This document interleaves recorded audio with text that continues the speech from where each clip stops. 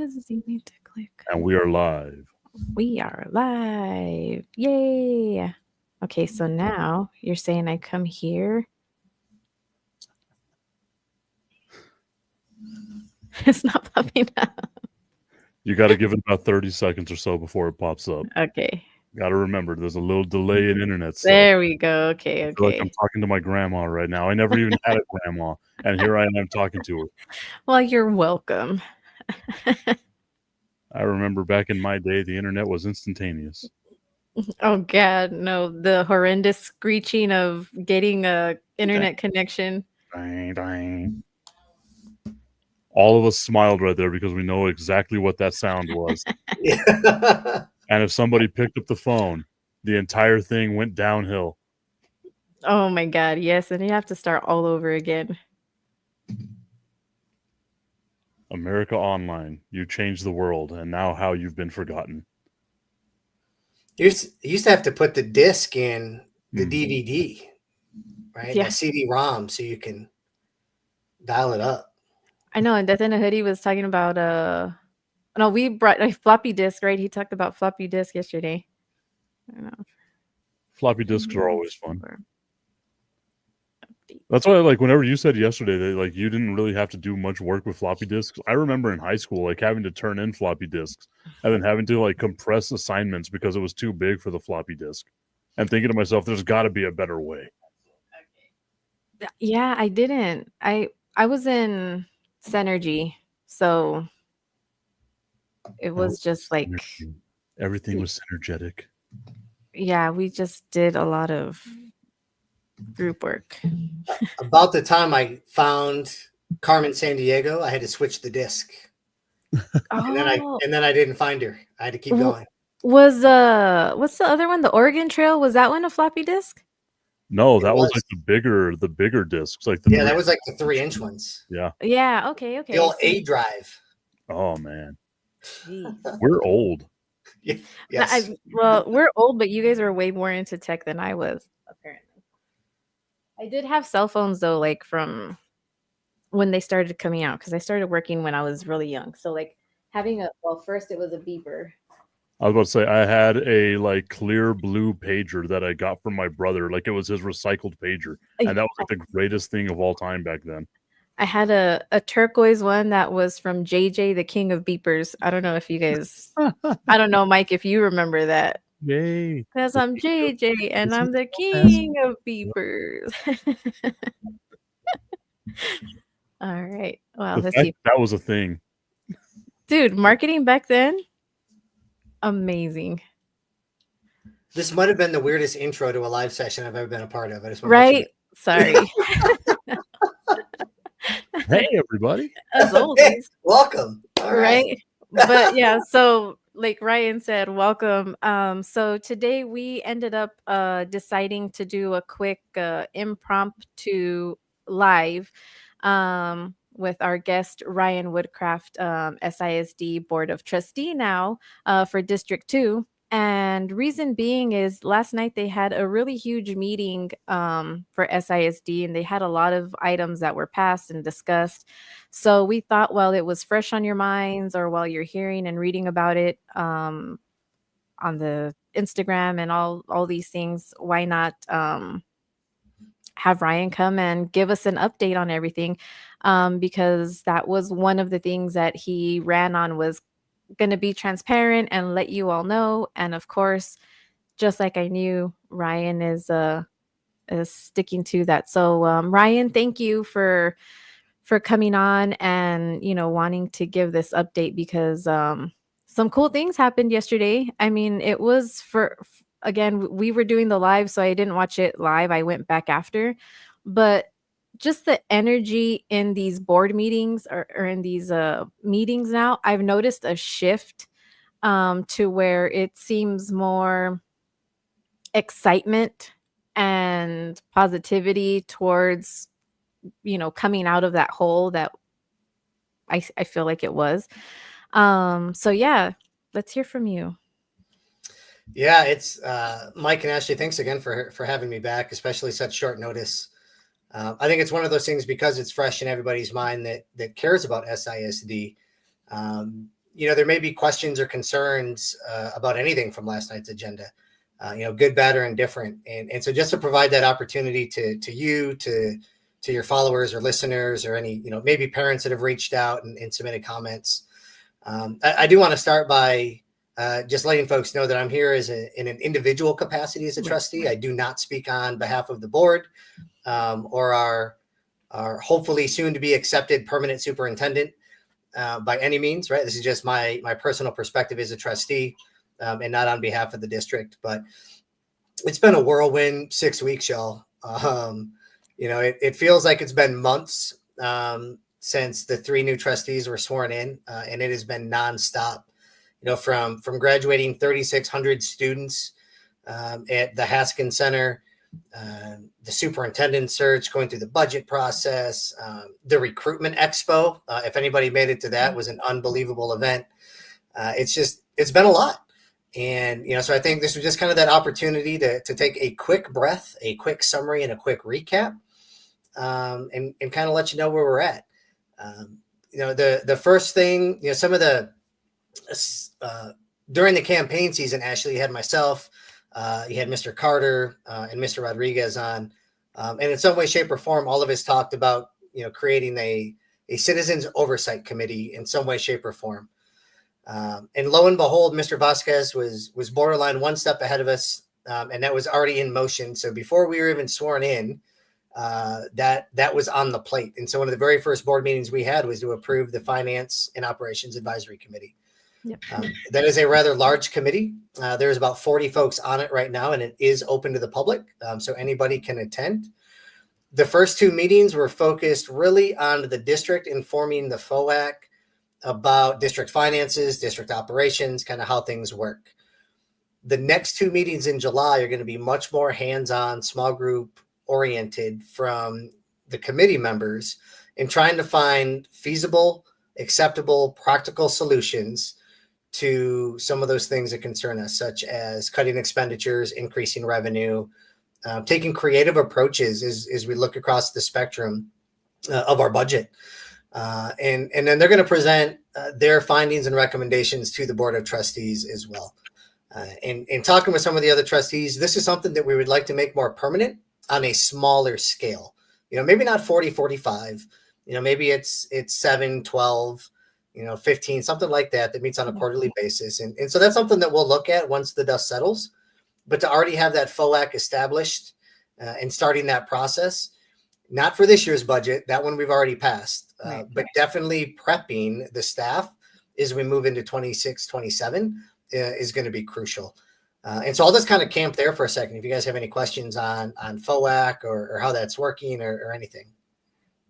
Yeah, so I remember when you guys were talking about it on here, and I did watch that meeting when you guys voted on it, and I was like, oh, hell yeah, cool. Like that was something. And we even talked about it because you had come on and you were like, we have 40 days to like make this huge change. And, so to talk to you here now, almost to the 40 days that you had mentioned, it's really cool to see how quick these changes are happening. And so I guess for those who don't know or are not familiar, what is FOAC?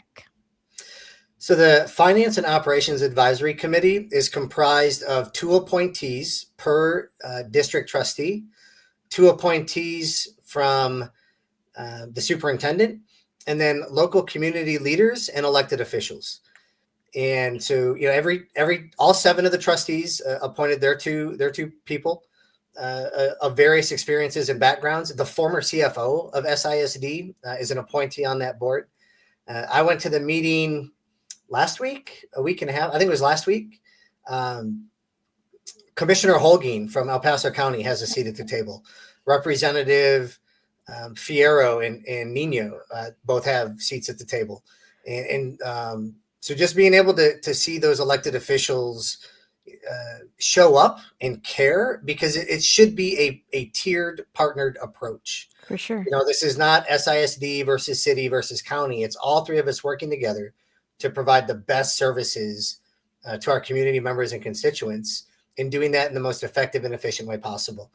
And so to bring as many of those entities together as we can has been absolutely phenomenal. And so you have former employees, you have elected officials. I mean, it's really like this really cool conglomerate of concerned community members that want to see SISD reach that next level through financial responsibility. Yeah. And so for them, they are basically what's holding the district accountable, right? And like making sure with the spending and things like that, like you said, again, 2025 budget has already been done and it's over with, but like 2026 they'll be able to see what's coming up and have questions and things like that, correct? Was there Yeah. any so it's 2 appointees per district, or for 2 trustee 2 appointees from the From each trustees. trustee. Yep. Jeez, that's hard to say. Yeah. Are there any, and the meetings are open, so like whenever you guys have the meetings, public can go in, and would they be able to ask questions and things like that? Is that kind of how that's going to work? So it's absolutely open to the public. Okay.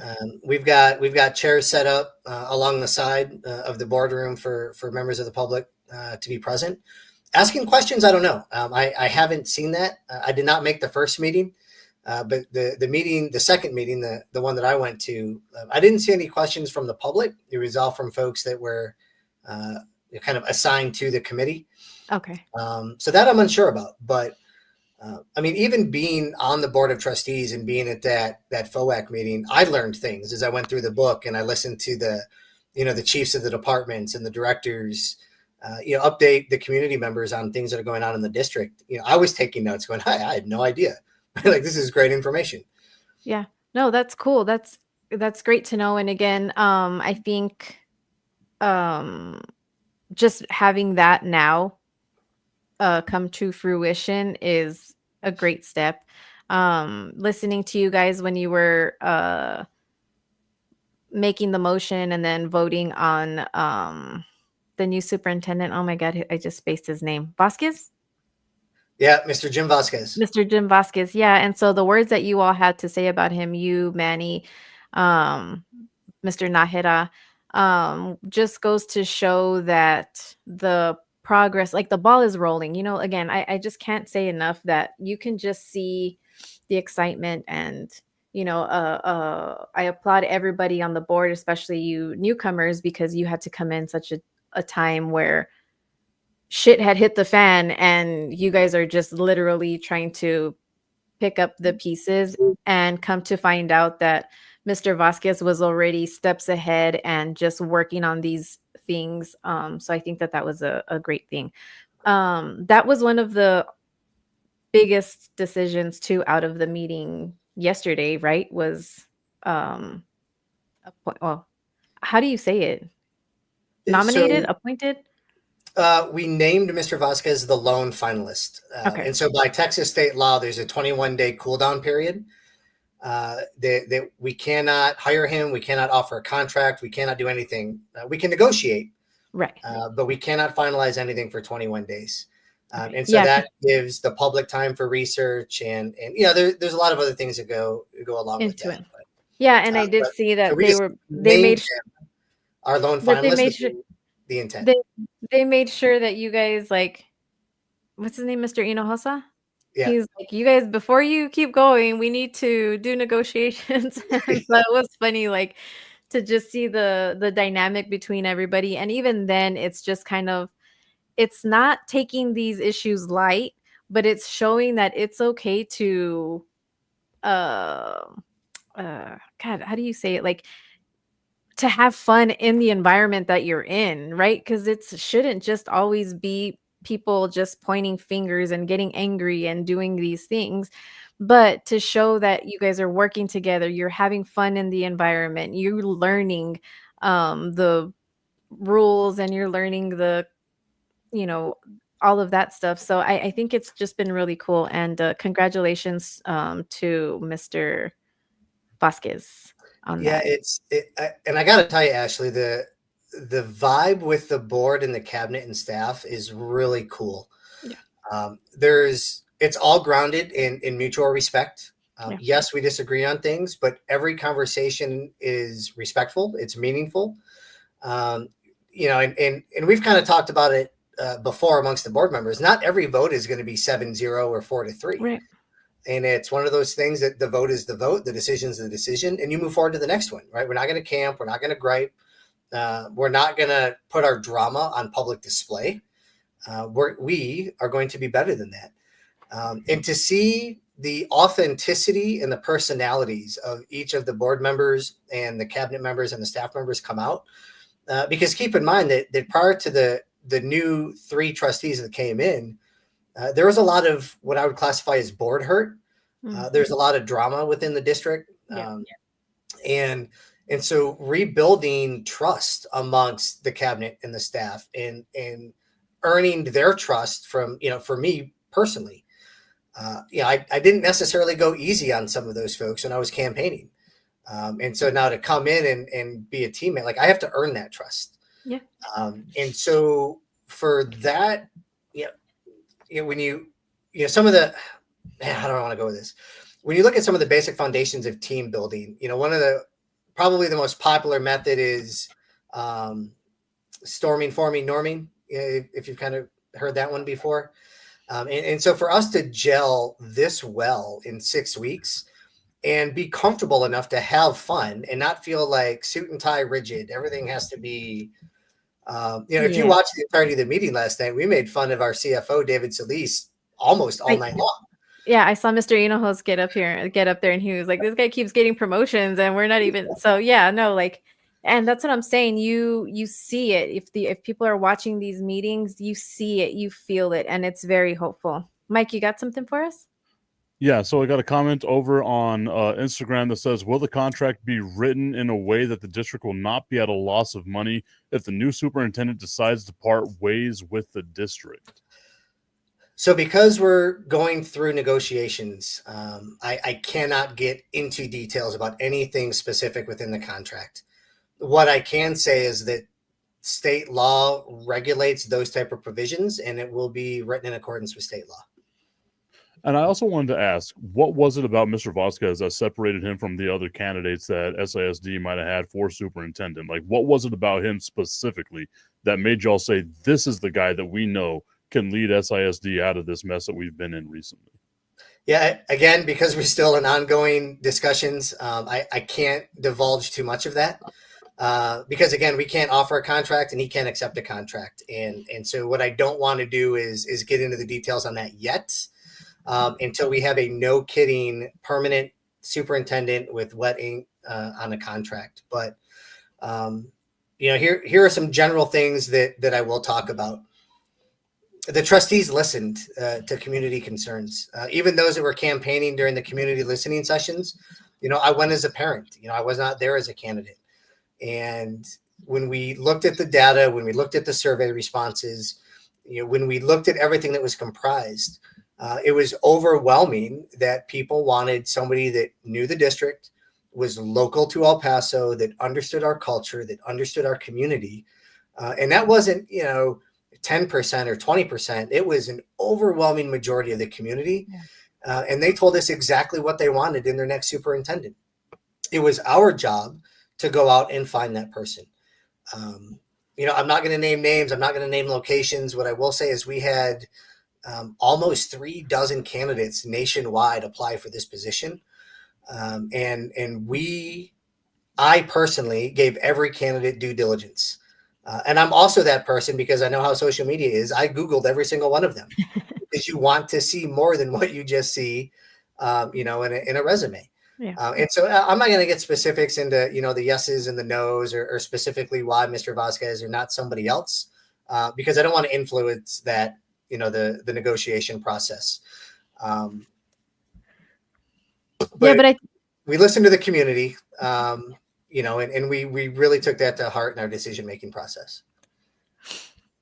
Yeah. And I do remember watching, like, when you guys were doing the interviews, there was like a moment there where you guys were in that room with that. Can you can you let them know, stop with the green tablecloths? They are hideous. I I mean, will make a note. But I'm also the frugal one on the board, so I'm not going are to you? approve these Well, I mean, tablecloths. you can be frugal and get white, man. Come on. But no, yeah, like so I was watching that and I was listening, and you guys were talking about what the community wanted. You went over those requirements, and just in doing my own research specifically, not on all of the candidates, because again, we're not privy to a lot of that information, but specifically just going back and thinking of Mr. Vasquez and what he's done in the interim.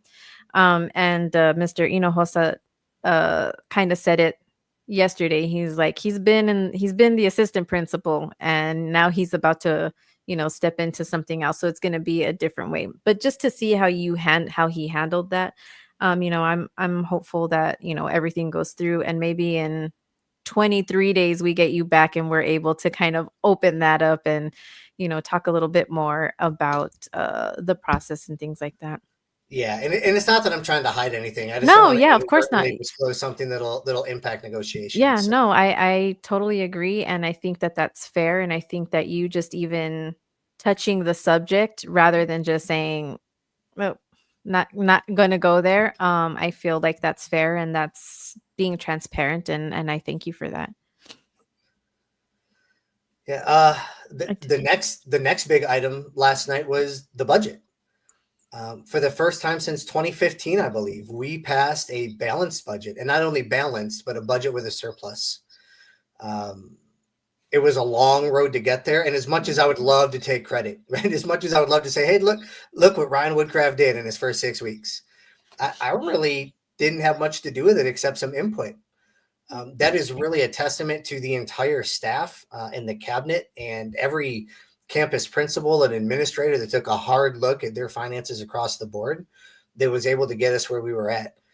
There are some very painful decisions that the last board had to make that this board kind of had to pick up the tail end of when it came to personnel.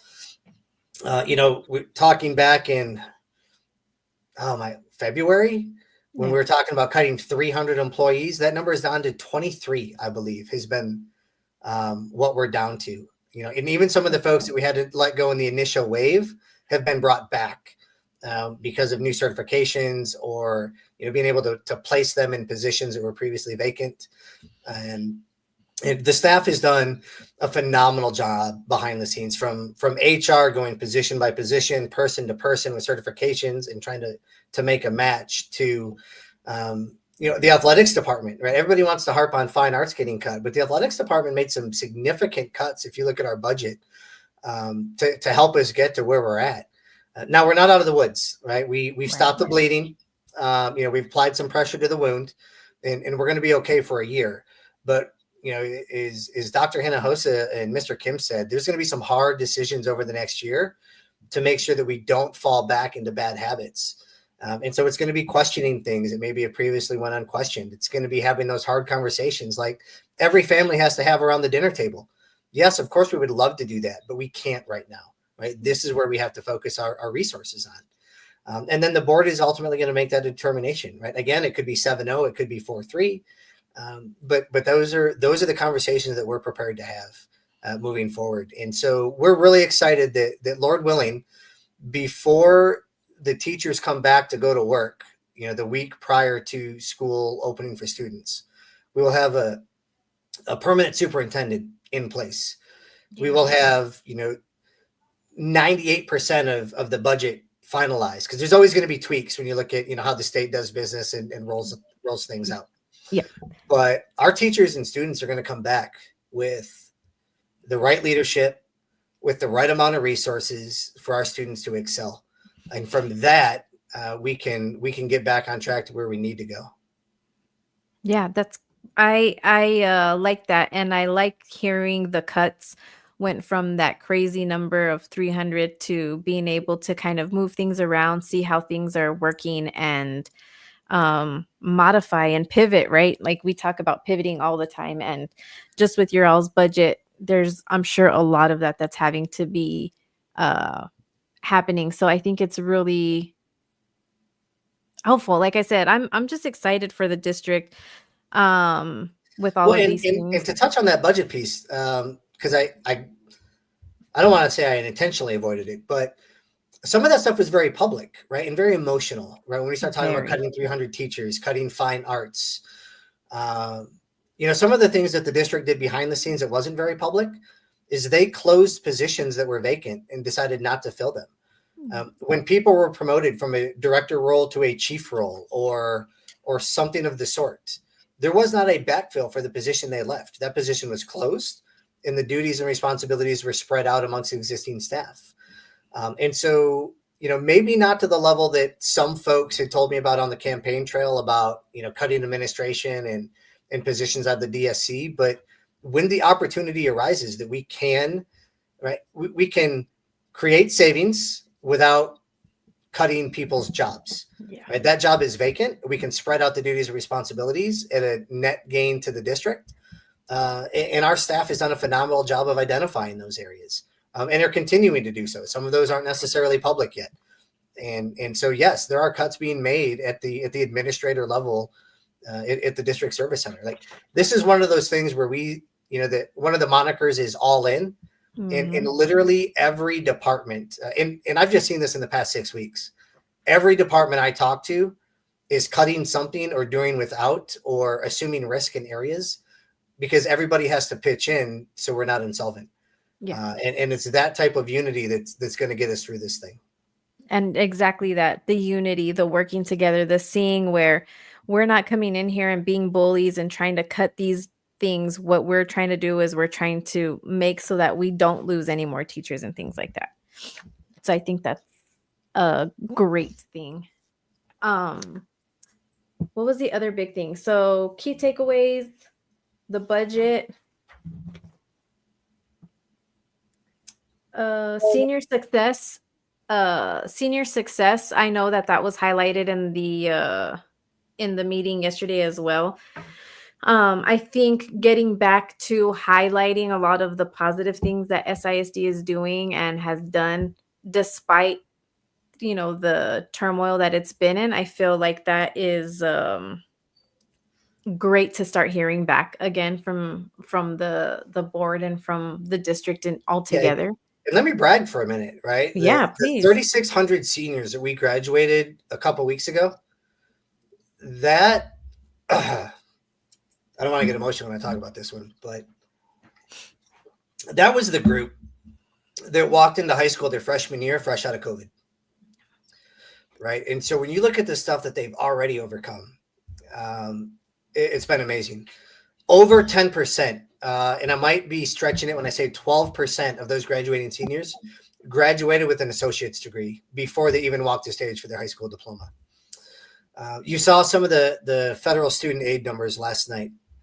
You saw a graduation rate was, and this was a couple years ago, but, we're running around 93, 94%, if you project from this year. And one thing that we report differently than the other school districts report, and you'll see one district because they put it on the big LED banners on the side of the highway on how much scholarship money that was earned. The numbers that we report at SISD are hard money offers, not projected offers, not you qualify for this, and if you applied, you might get it numbers. Those are hard letter, money in hand offers.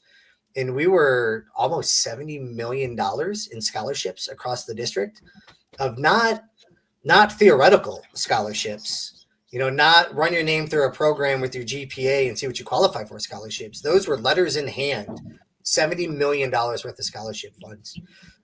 And so just to be able to brag on the class of 25, athletically, the by-district championships that they won, the first ever flag football champions from America's high school for women's flag football. The entire community was praised by the NFL for that program, and they're coming back. Yeah. And so just look at the successes that these young adults have achieved in spite of what the world has thrown at them over the past 4 years.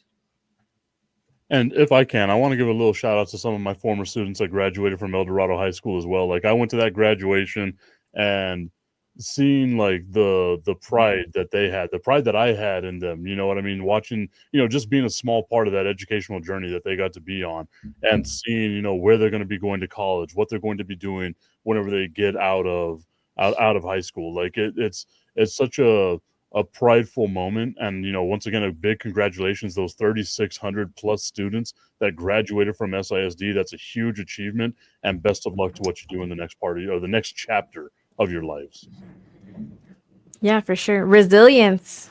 These kids are resilient, man. And that's one thing that I feel like we kind of lose sight of as adults is we don't give the kids enough credit for how resilient they are and how much stuff that they can take and overcome. And, I, again, shout out to all of the graduates. She Said got it it right right. this time. She I got it said it right right. this time. Yeah. But I wanted to say this, like those students, like we never had to go through a pandemic. You know what I mean? So the fact that those students were able to go through that, thrive, keep their mindset on where they needed to go, like it's a huge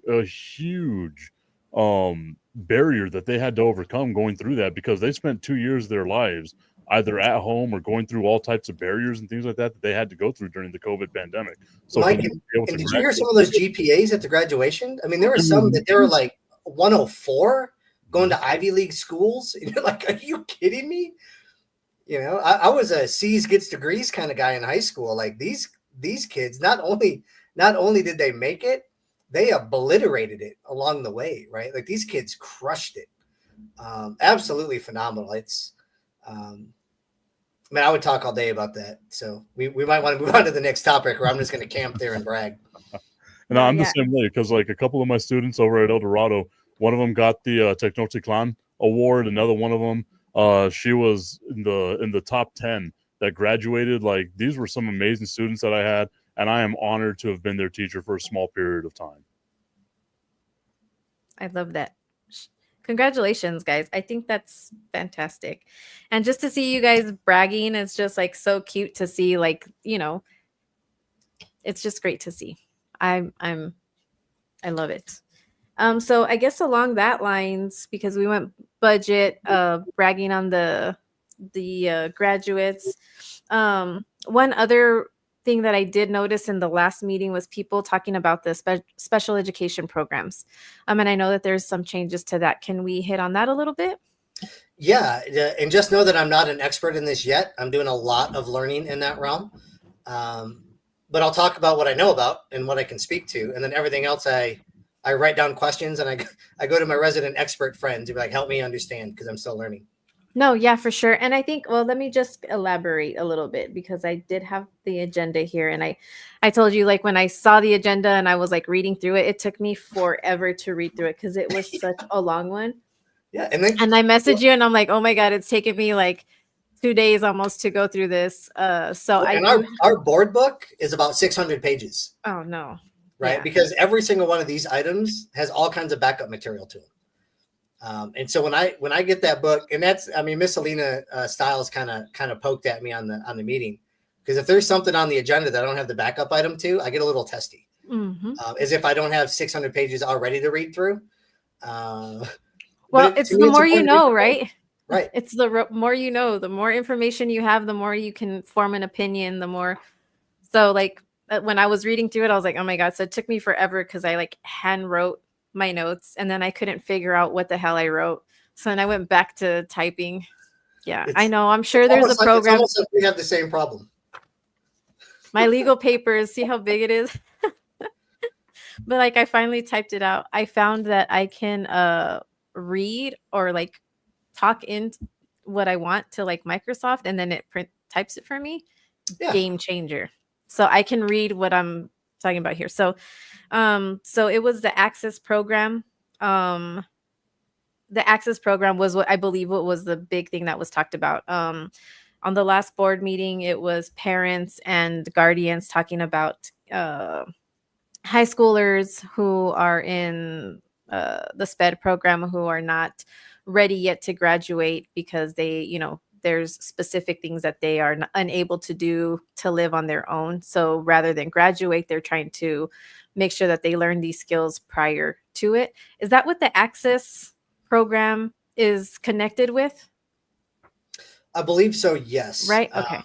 Yep. And then, I mean, that ties to, and I'm trying to remember back because it was 6 hours of meeting last night.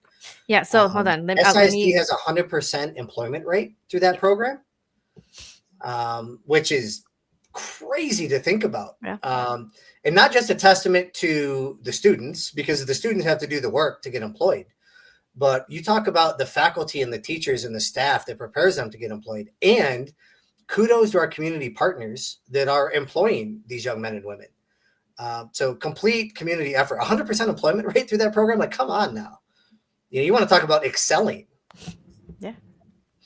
No, I think it's excellent. And I know that was one of the big ones where I did see parents come up and talk about. So I'm glad that it's a program that is being redesigned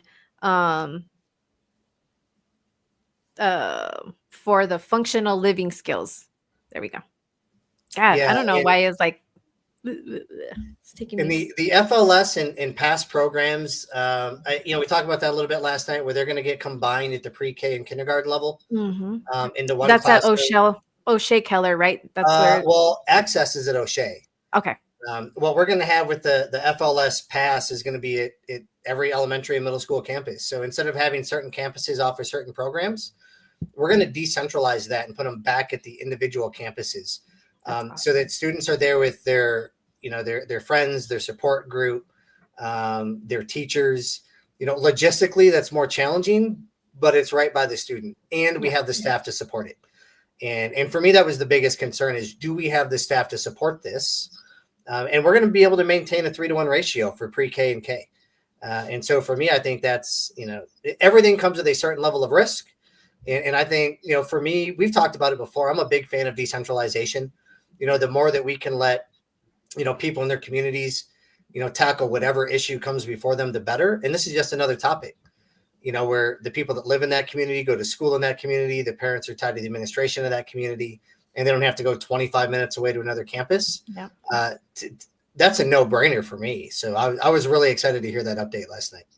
Yeah, same. I thought it was great, especially after the feedback from the parents that we were hearing on that last board meeting. And the other big one I had highlighted and marked was the safety, because there was a safety audit that had taken place. And so what were the findings, and is there anything on that you can touch on? So I can't give details. That was all done behind closed doors for safety purposes. Right, of course. Right. But here's the good news. There are people within the region that conduct these safety inspections, and good, bad, or indifferent, the results are shared. And if things are found to be out of tolerance or not right, they're immediately addressed. Retraining is happening. And it's finding creative ways to solve the problems. Sometimes it's a maintenance issue. Sometimes it's just a student that is being polite, that doesn't understand the ramifications of what they're doing.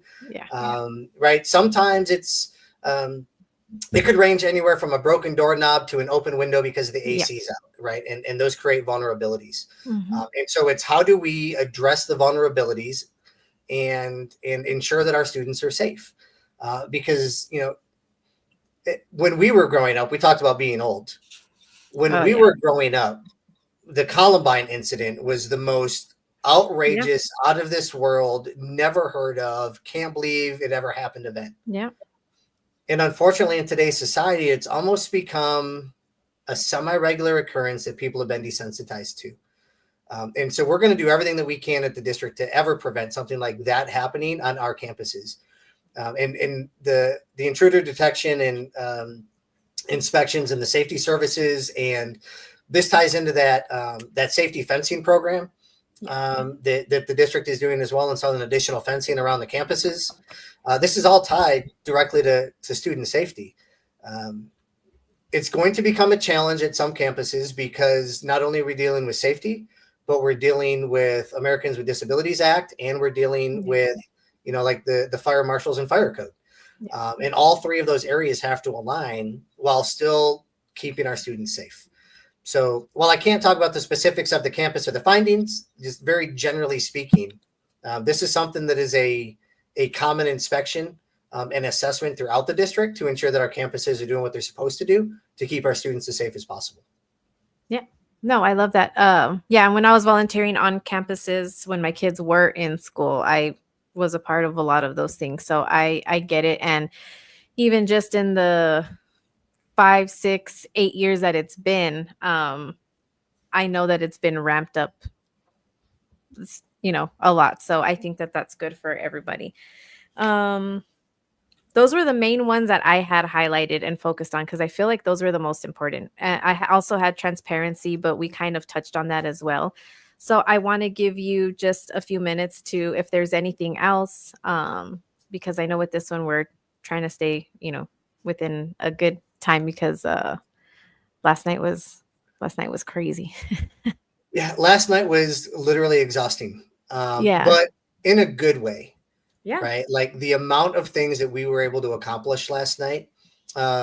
Trustee Alice Garday, I think, said it best. SISD is back.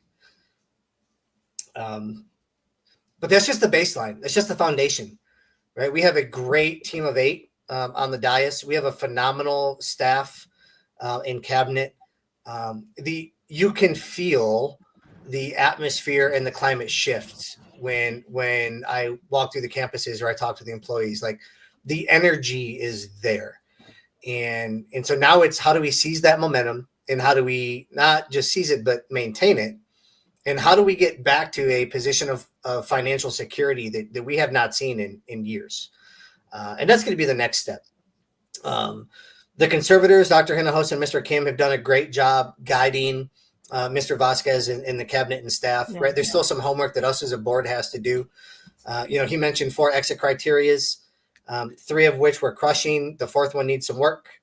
But the priority, the main thing has to be the main thing. And so we have a superintendent pending contract negotiations. We have a budget that is balanced with a surplus. Check that off. Right. And now we have to start focusing on customer/constituent services. And so that's going to tie right back into transparency and accountability. I am negligent, much like I'm negligent coming on the show and actually talking about mental health and not just talking about mental health.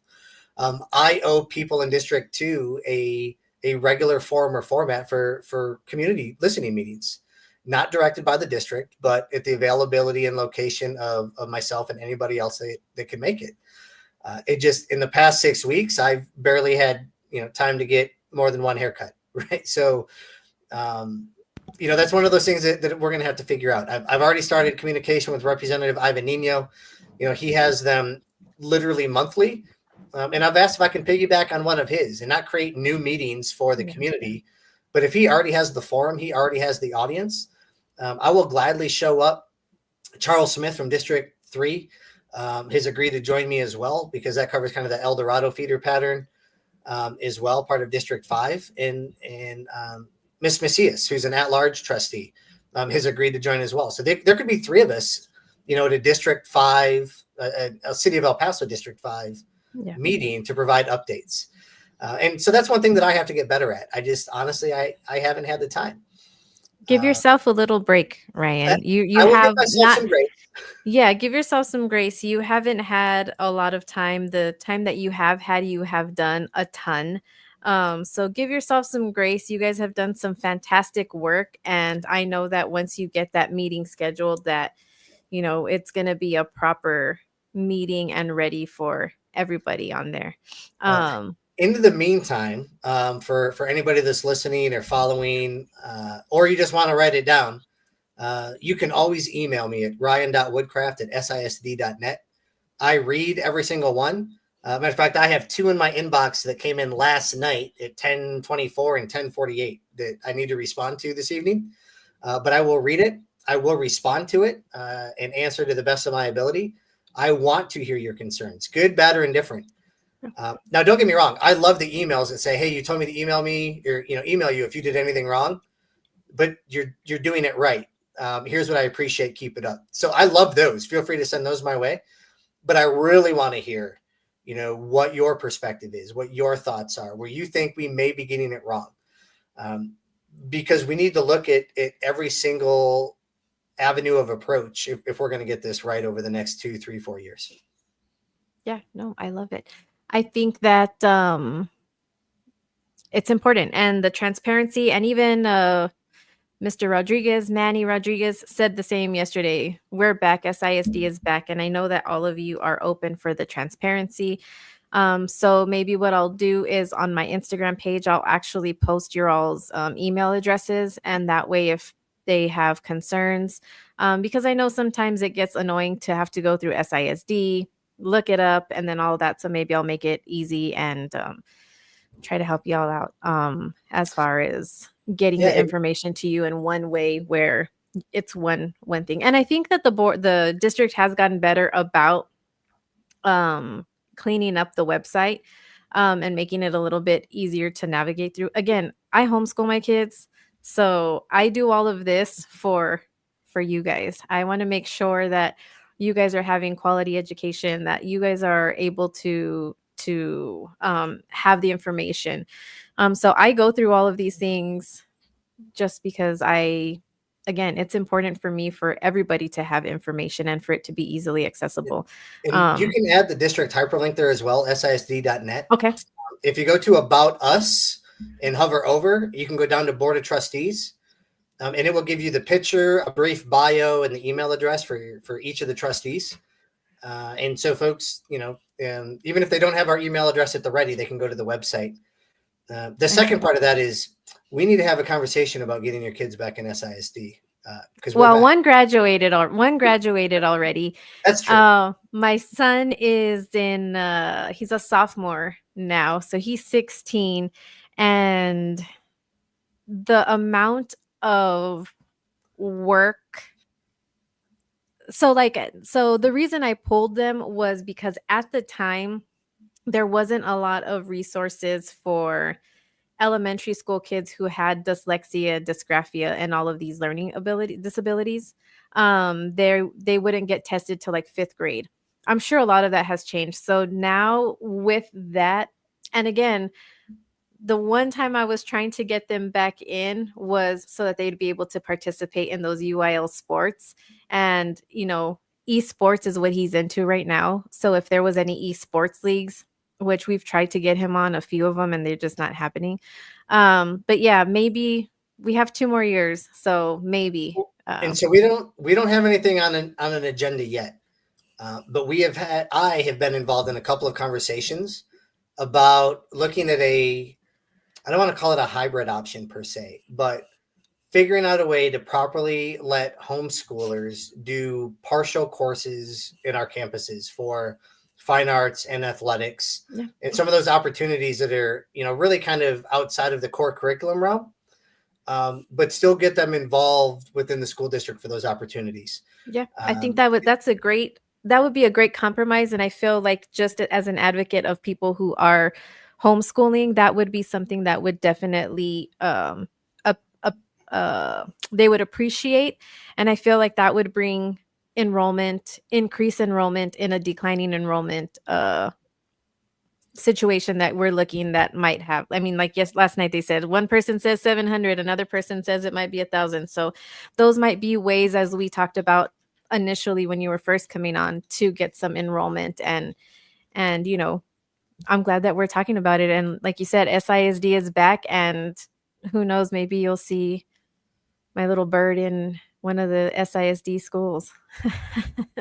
Well, I tell you what, when he walks to the stage in, let me see, so 2 years, what is that, class of 27? 27. So when he walks to the stage from Pebble Hills, Montwood, El Dorado High, you let me know and I'll get you front row seats. There we go. That sounds good. Sounds like a plan.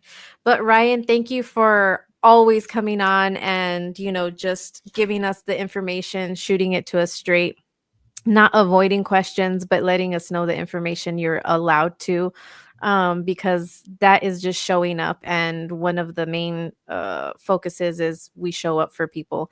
And you're definitely doing that for us and for your constituents in SISD. And I appreciate you and the work that you all are doing. And I look forward to 23 days when we're able to have a little bit better of a conversation on some of these things.